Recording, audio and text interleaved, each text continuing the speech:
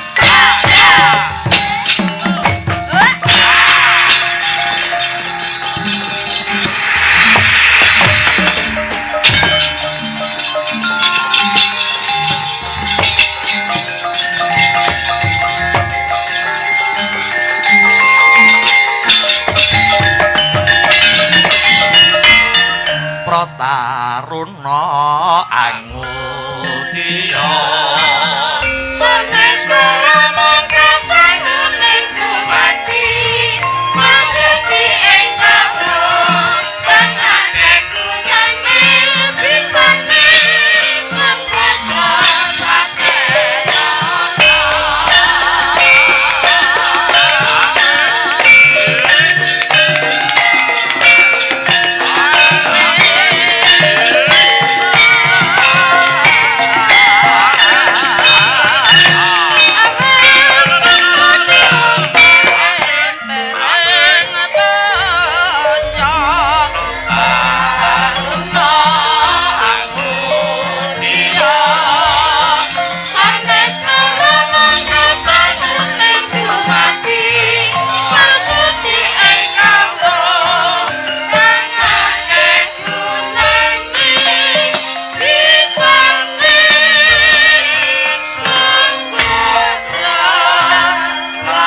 ilahing sekaring bawana langgeng ulun waspadake kaya Kresna kang prapta ana ngarsa ulun ana parigawe apa kok katon sumengka pengawak bajra lakumu Kresna nuwun inggih Hyang Adipukulun sedyaning kayun dinten sakmangke namung badhe nyuwun utawi nyadhang tumruning Wahyu Senopati ingkang sinebat Wahyu Topeng Waja kinarya damel nyena pateni dhateng para Pandhawa mbenjang tumapaking perang Baratayuda Jaya Binangun.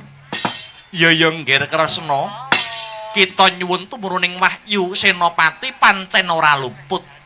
Karana ing ripalungguhan iki ana ing Kahyangan Suralaya anane Wahyu kuwi mau durung ndak turunake amarga Gatotkaca durung jangkep sangune anggone dadi senopati.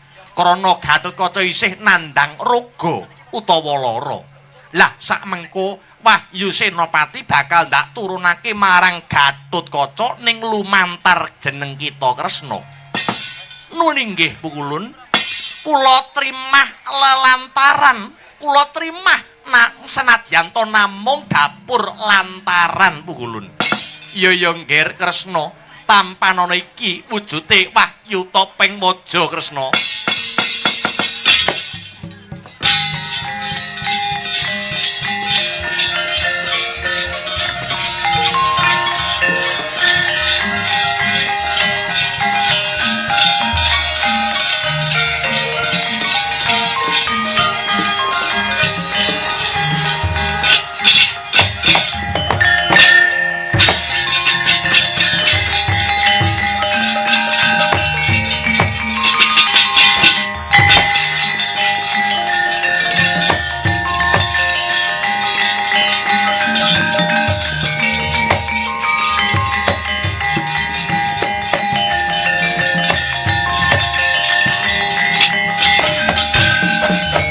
Wis ulun pasrahke marang jeneng kita Kresna Maragage.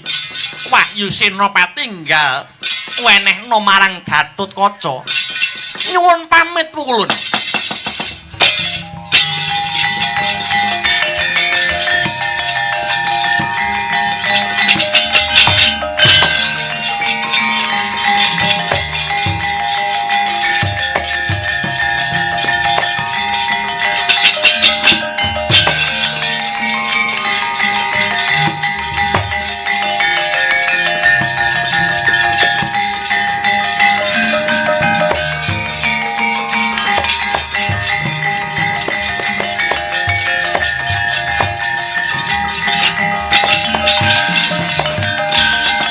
Lagi cawawan sabda Goregang sumewa gegering pasewakan kathah samyonarka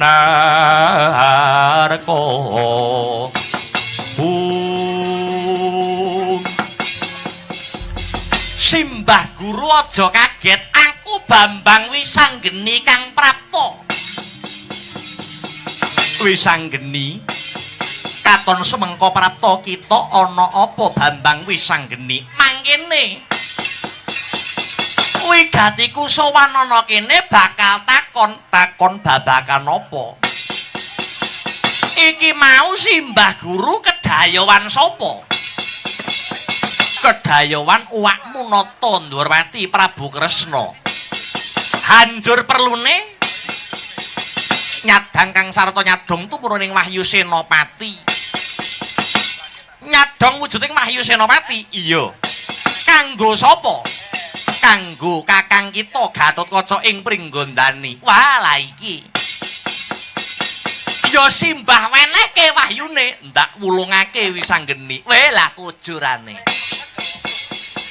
wahyu dipadhake barang diulang-ulungke sakarepe dhewe oh alah Mbah Guru ing atase panjenengan iki pimpinaning para dewa ning kok gurusa-gurusu ki kepiye to ki karepmu janjane awas apa ora panggraitane ing atase Simbah Guru Simbah Narada lan dewa-dewa liyane ora tanggap apa wigatine Siwa Kresna anggone njaluk Wahyu Topeng Waja utawa Wahyu Senopati kang jarene diwenehke Kakang Gatut oh alah Mbah apa Simbah Guru ora pirsa? Pirsa apa Wisanggeni? Lho lah iki. Dewa nek kuwah-kuwah. Sumurupa ya, Mbah. Wektu dina iki Siwa Kresna ditangisi karo anake lanang Kakang Bomanarokasura. Kang perlune bakal kepengin ngalap tumuruning Wahyu Senopati. Minangka sarana dadi Senopati Agung ana ing negara Ngamarta. Kamangka selawase urip Kakang Bomanarokasura babar blas ora tau duwe lelabuhan marang para Pandhawa. Dadi dewa sakayangan kene mau gur diapusi karo Ratu Ndwarwati sing jarene Wahyu bakal diwenehke Kakang Gatut nanging sejatine bakal diwenehke marang anake dhewe Ya kuwi Kakang Bama Narakasura.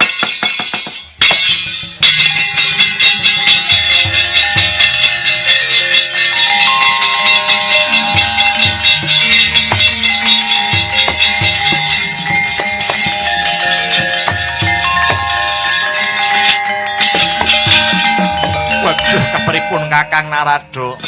Pragenjang Pak Peng dene negara wong. Welah dalah.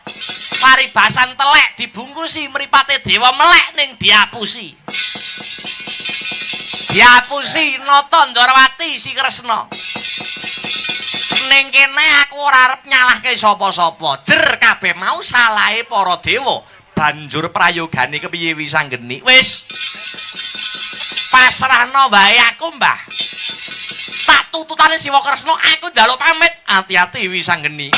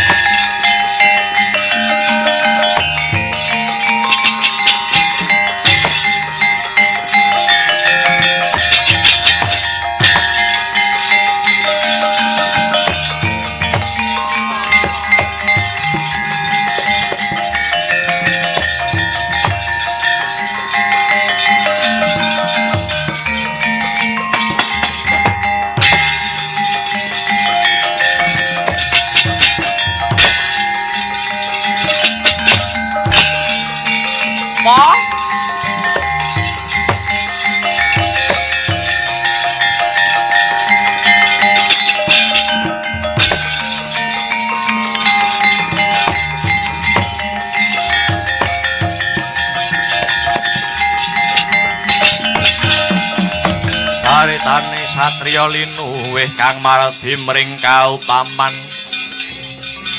tan pegat mring pangestine.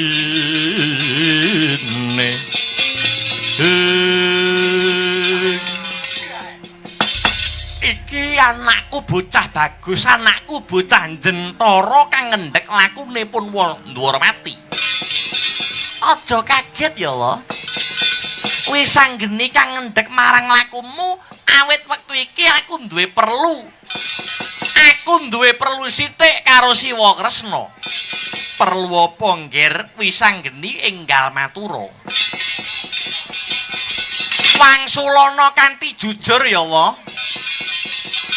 Iki mau Wa Kresna bubar saka ngendi lan arep menyang ngendi? Wisanggeni pun wasaka Ndwarawati bakal tumuju ana ing Pringgondani sak perlu niliki kakangmu Gatotkaca kang lagi lara. Eleh prek. Ndak percaya aku.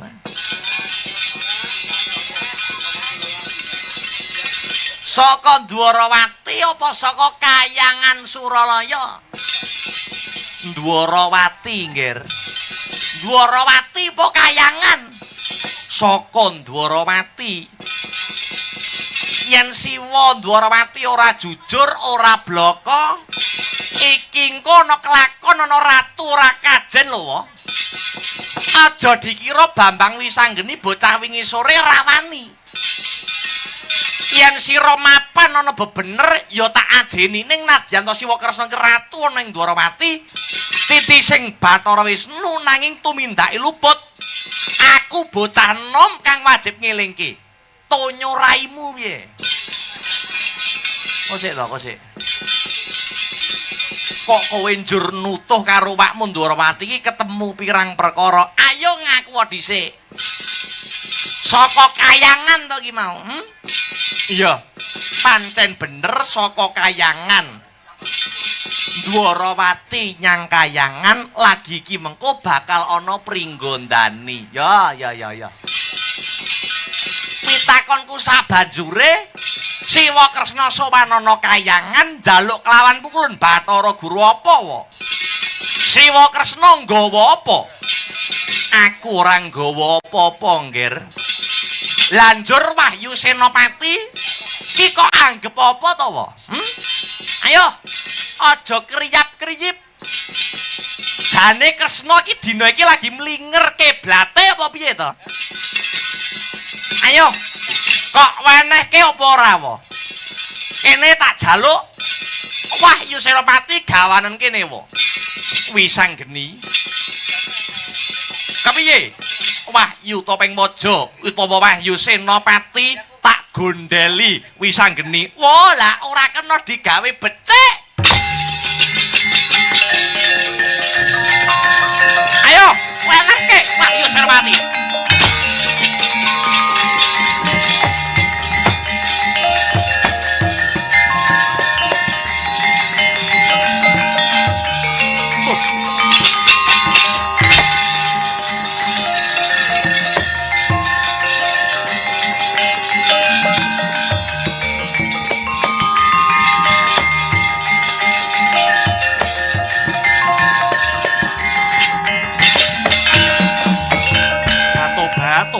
Tobat.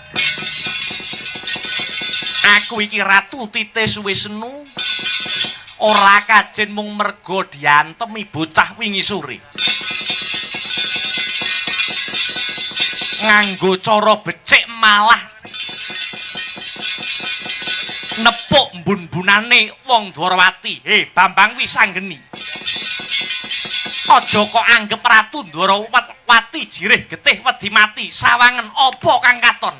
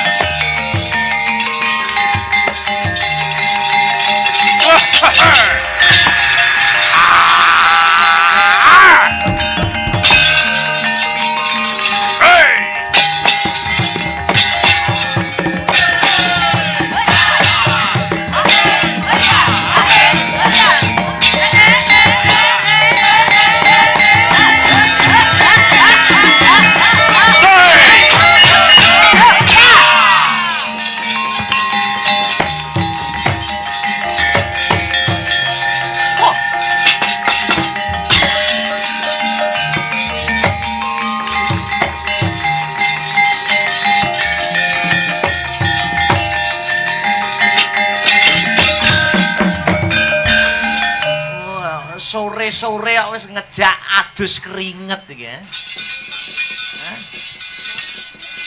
Wis ngejak gegeran ya. Ambak bocah wingi sore kok kira aku gumun mbok kei sulapan sing model kaya ngono kuwi ya. Rumangsaku Ratu Dwarawati kok kaya bocah cilik. Dupeh Titis Wisnu krasa diancam uripe nuduhke siunge dupeh duwe pangwasa kinarya gada lagi iso sak jurus wae wis mecahi bata turut dalan. Dikira aku ora iso madani kowe.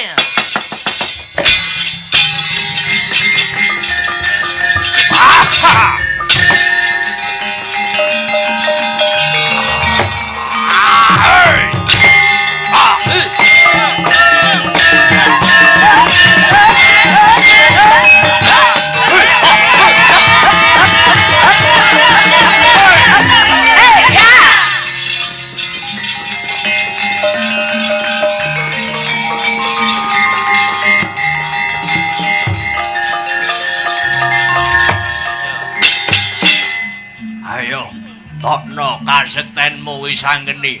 Aja ngembelo slahmu. Ayo tumplaken. Wisanggeni ora bakal digrek wuluku salombo etan. Boy! Boy! Boy! Ay!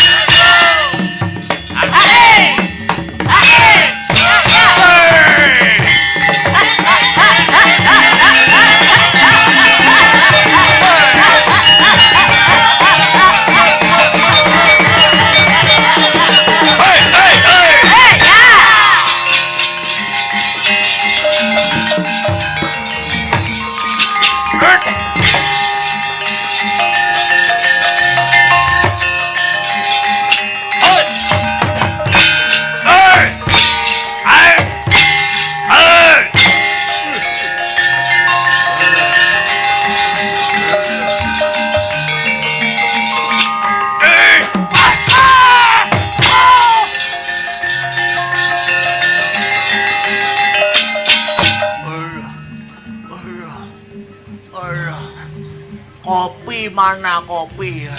Ah.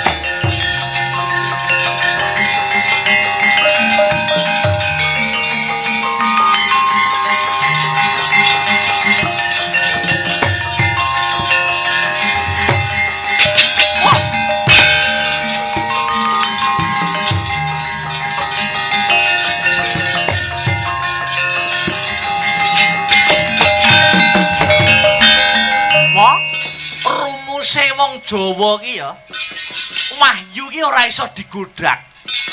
Apa-apa ki yen dioyak ki malah mlayu. Apa-apa ki yen dioyak malah mlayu. Siji wahyu, loro wong wedok ki ngono kuwi. Ning nek dinteni ngene malah biasane mapan-mapan dhewe. Sawangen wujute Wahyu Topeng Maja Wahyu Senopati bakal tak uncal. Mbok sapa sing nrimo ya kuwi kodrate sing nampa Wahyu Senopati. Oh.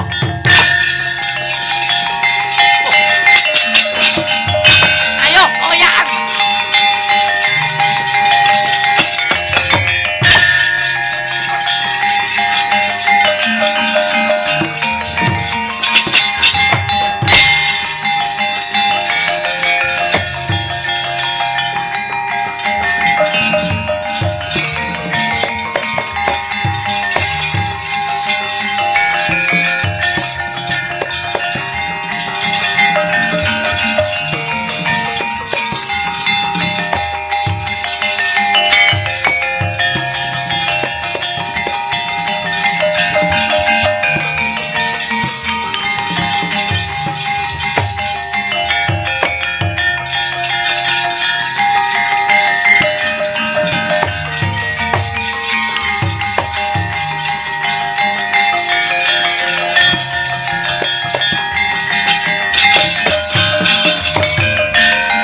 Tatan ngawruhi kang tekane tanpa sangka.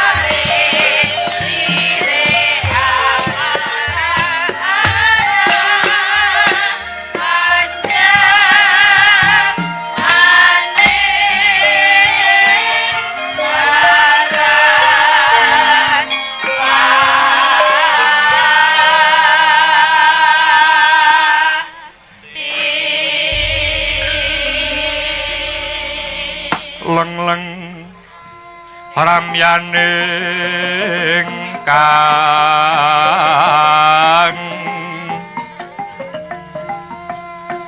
sasangka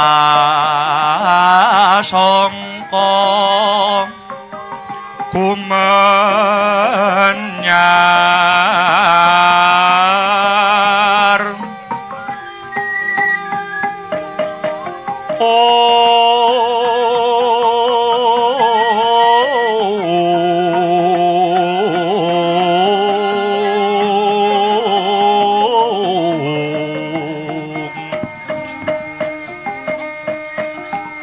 mangrengga ruming puri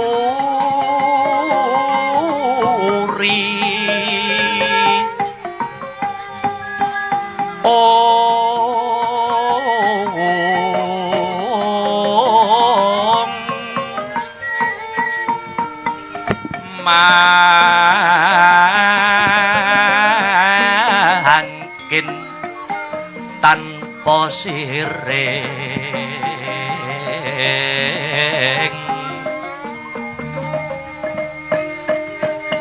halap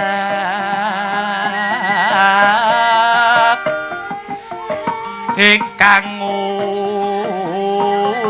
umah mas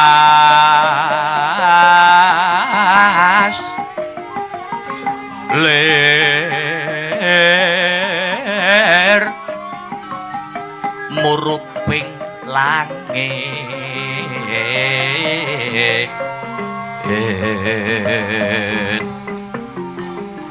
om takwan sarwa manik om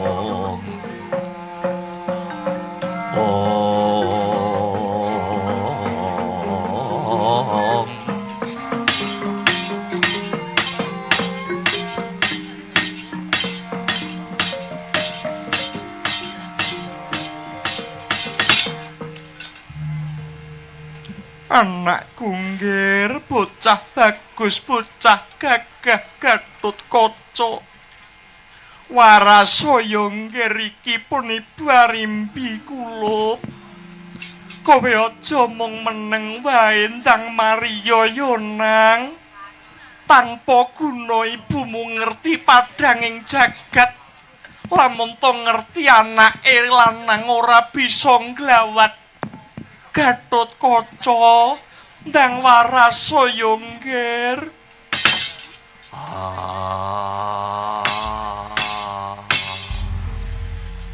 Arimbi ora usah nangis wae kamung kaya ora kurang-kurang anggonku golek tombo kanggo waras anakmu Gatot nyatane nganti tekan seprene durung mari mula tak jaluk Arimbi sabaro sare aja nangis wae Gatotkaca ndang waras yo nggir paraso anakku kulup Gatotkaca Kakang Mbok Arimbi kula suwun ampun ngantos hangelangut nemahi kahanan ingkang kados mekaten monggo langkung prayogi ndedonga marang Gusti ingkang Maha Agung murih kulup Gatotkaca enggal waluya jati temah nirmala. Tobat. Ora maido kok, Den. Wong tuwa kok ngerti anake lara menika atine susah niku ora maido. Mila tresnane wong tuwa teng anak niku ora winates. Sebabe apa, Tru? Pancen bener ngendikane para pinter, para sarjana sujaning budi. Wong tuwa karo anak ibarate kaya mripat lan jempolan sikil. Jempol sikil iki ibarate anak, mripat iki ibarate wong tuwa. Jempol sikil kok kesandung, mripat iki melu mbrebes mili. Oh iya, Ding. Ngono ya, Mas? Heeh. Mripat kok keculek. Jempol sikil melu nekuk-nekuk. Kuwi ora ana. Oh ngono. Heeh. Mula dadi anak kuwi ora entuk wani karo wong tuwa, luwih-luwih wong tuwa wadon biyuh-biyuh kuwi kuwalate tenan, Gong. Ana sing ngibaratke wong tuwa wadon kuwi Pangeran Katon. Saking gedene, heeh. Mula kudu uripe kudu tansah bangun miturut apa kersane wong tuwa, luwih-luwih wong tuwa wadon. Ngono ya, Mas ya. Yayi Janaka kados pundi Kakang Mbok? Iki kepiye Yayi mungguh gagasane Siadi? Prayoginipun kula aturi nadhar kemawon. Sinten ngertos kanthi nadhar punika badhe andayani waluyaning keng putra pun Gatotkaca Kakang Mbok. Anakku bocah bagus. Warasaya nggir Gatotkaca. Mengko yen kowe kelakon waras bakal ndak gandeng tanganmu, ndak ajak sowan ana pertapan Saptawarga. Bebarengane yang muwiyasa ngunjukke rasa syukur ana pertapan Saptawarga. Saya nambahi asreping swasana, Kakang Mas Werkudara. Janaka piye? Monggo kula aturi nadhar Kakang Mas. Wah iya. Yen pancen kaya mangkono, aku sak umur-umur iki ora tau nadhar. Aku sak umur-umuring uripku wiwit cabang nganti cerapang, wiwit indil-indil nganti ondol-ondol Werkudara babar blas ora tau nadhar. Wong nek uripe gegem ngono kuwi. Wong ora tau sedekah terus. Ha kok iso? Wong nadhar ora gelem. Mengko nek nadhar wedi donyane kurang. Aja ngono, jenenge kalah karo pakulinan kok. Sapa ngerti Ndara Werkudara ki ora nadhar ki ana sebab musababe kan ngono to. Inggih menawi mekaten Kakang Mas, kula ingkang badhe nadhar ya nadhara. Gatotkaca yen to kuwe kelakon waluya jati temah nirmala, pamanmu Janaka bakal nadhar ngluwari sesajen upacara syukur kelawan kabeh para kawula ing negara Ngamarta. Gatotkaca warasaya nggir. Menapa dipun keparengaken kula nadhar Ndara? Iya Petruk nadhara. Ndara Gatut. Enggal waras nggih Den. Menawi Ndara Gatut waras badhe kula tanggapaken wayang 7 dina 7 bengi. Tanpa pedhot tanpa leren. Menika nadhari Petruk. Mangkono. Nggih. Ndara Bagong kepiye? Menapa kula dipun keparengaken nadhar? Nadhara Bagong. Ndara Gatut waras nggih Den. Enggal sehat Gus. Menawi Ndara Gatotkaca sehat, paluya jati temah nirmala, kula nadhar kula badhe ngemis.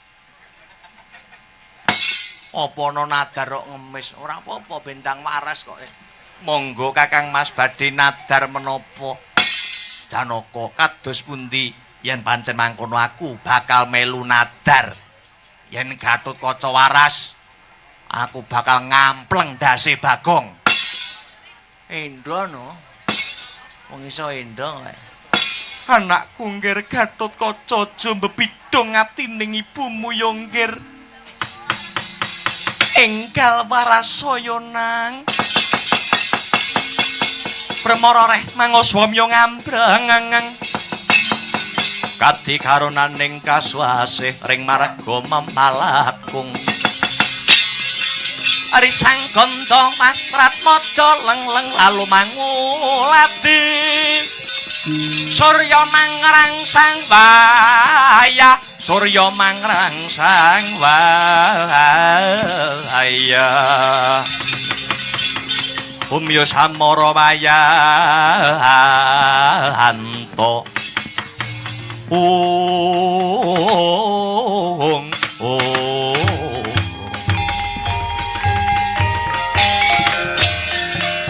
Premara reh manguswamya ngambreng kati karonaning kasuwase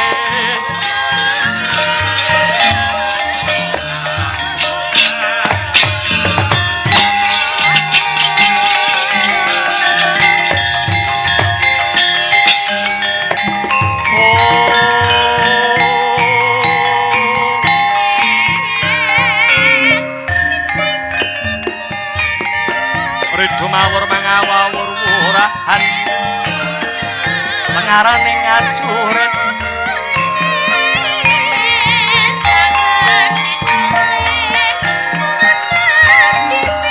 Omak guru bangsa tetep kadya putra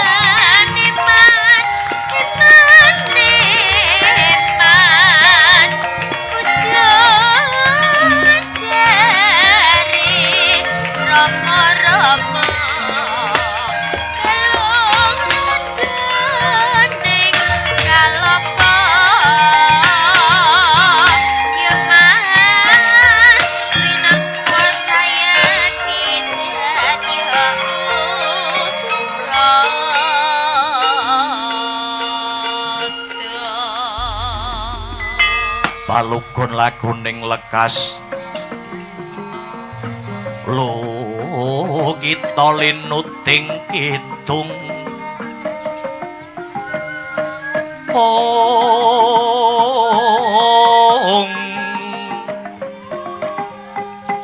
kadung kadereng amor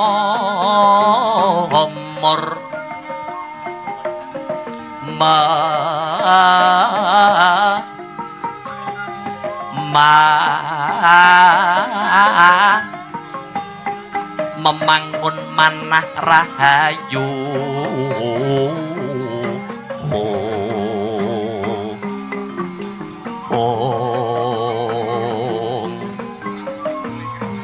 ayu wana tan agolong gumolong manadukara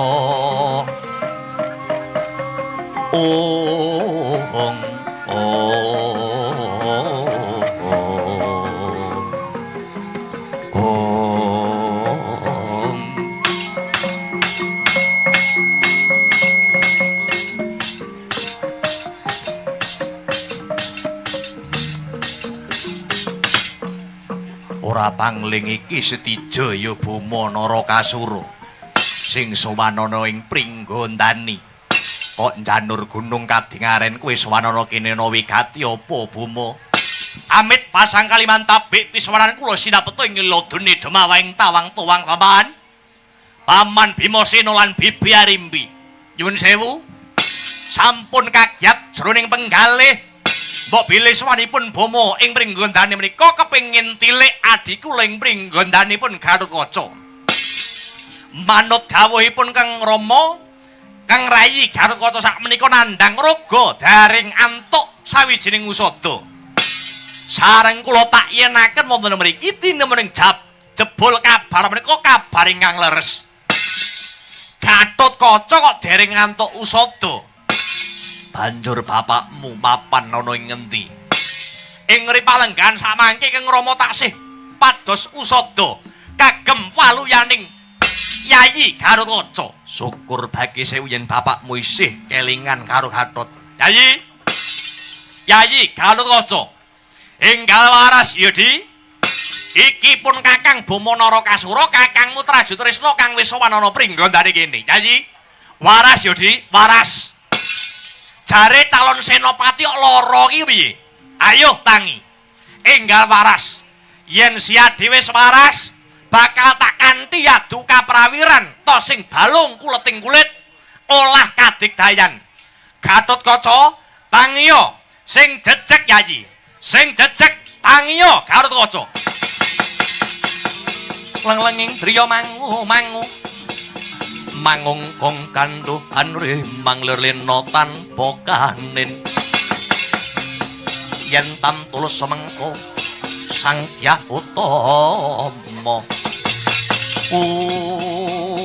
lah ing kono to wau antar panantang ngrisang Boma Narakasura ratu ing Trajutresna ingkang ngasung sumbaring satriya Pringgondani parantene risang Gatotkaca mung kendel kewala datan mobah datan musik dumadaning akasana cahya manter sak sada lanang kang manjing ana badane Raden Gatotkaca tuhu menika wujudipun Wahyu Senopati Gya Manunggal dadi lan waluyane satriya Pringgondani.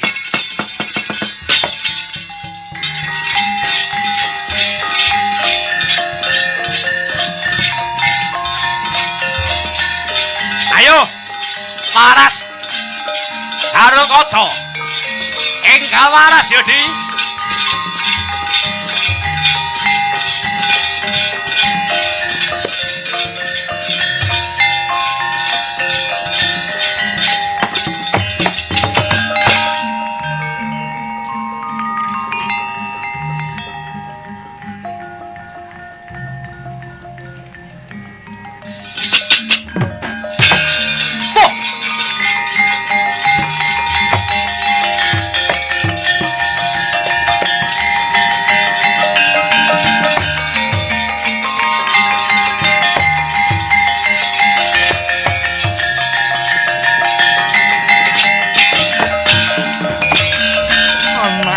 bocah bagus kowe wis mari kulup.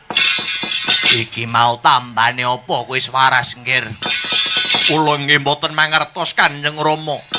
Ngertos sampun pulih otot bebayu kula. Syukur bagi jemurung kowe wis waras. Banjur sapa sing paring usada iki mau? Pun Kakang sing paring usada Yayi.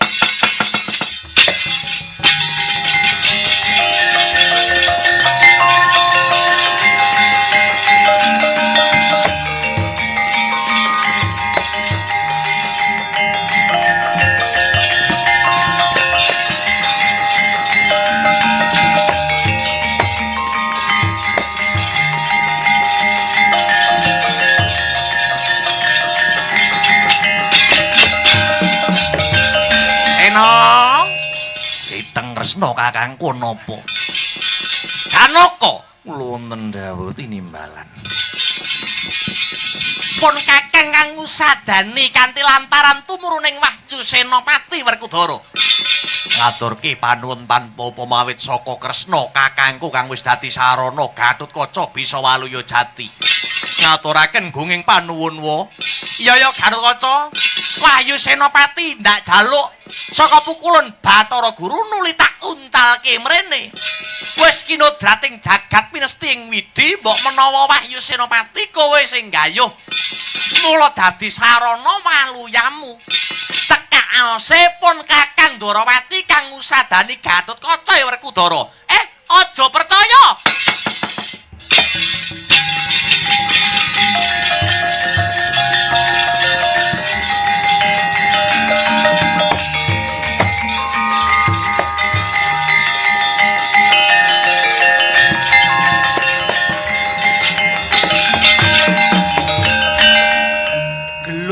Piye?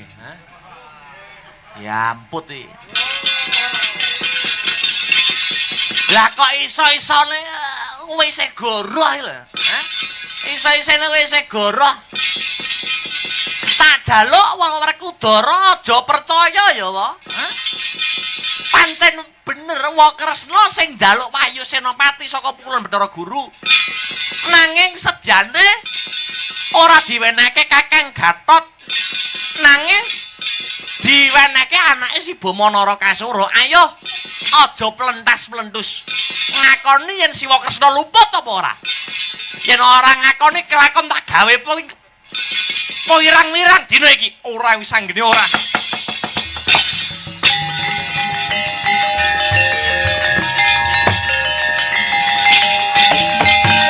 Yo, aku ngakoni luput. Sepuranen aku ya pun tak sepurani. Werkudara iki mau Wahyu Senopati tak uncalke merga aku rebutan karo Siwa Kresna manjing ana badane Kakang Gatot. Satemah waluya jati temah nirmala. Saiki aku bakal takon karo Siwa Kresna sebabe apa tumindake Siwa Kresna nganti kaya mangkene. Aku merga tinangisan kelawan anakku Bama Narakasura. Kakang Bama kepengin dadi senopati. Yo, aku kepengin dadi senopati. Kakang Gatot semono uga aku wis anggeni.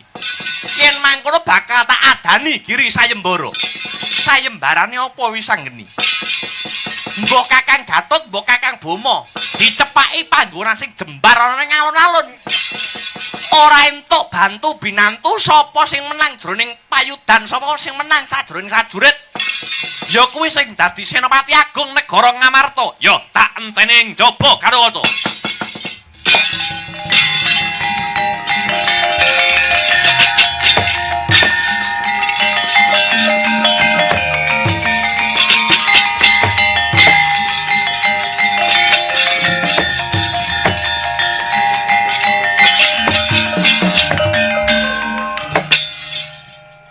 Nambah-nambahi gawean. Awake kesel malah dikongkon gelut. Awake kesel suwe ora tambon wong wedok. Malah kon gelut. Iki dadi senopati lho taruhane. Ndedonga njaluk donga marang wong tuwa, marang Si Barimbi lan Rama Werkudara. Ya Gatotkaca budalem tak sangoni pangestu. bebarengan karo sintranging Samirana. Muga-muga lanang juritmu karo waca.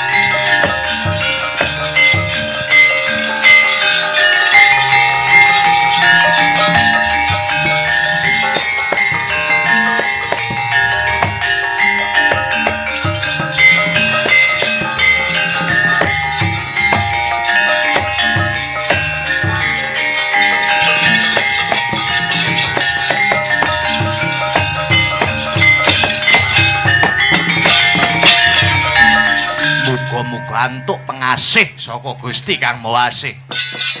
Disekseni Janaka diawat-awati lakuning sayembara kang sing diadani kelawan Bambang Wisangeni. Sapa sing menang bakal dadi Senopati Agung negara Ngamarta. Nuwun inggih Kakang Mas Badi kula nyuwun pamit madal pasilan. Aja nganti tundha Bima lakumu Arjuna. Lah ing kono wau paripurna pangandikan jroning pasiwakan Sipating satriya datan singlar saking Ngubaya.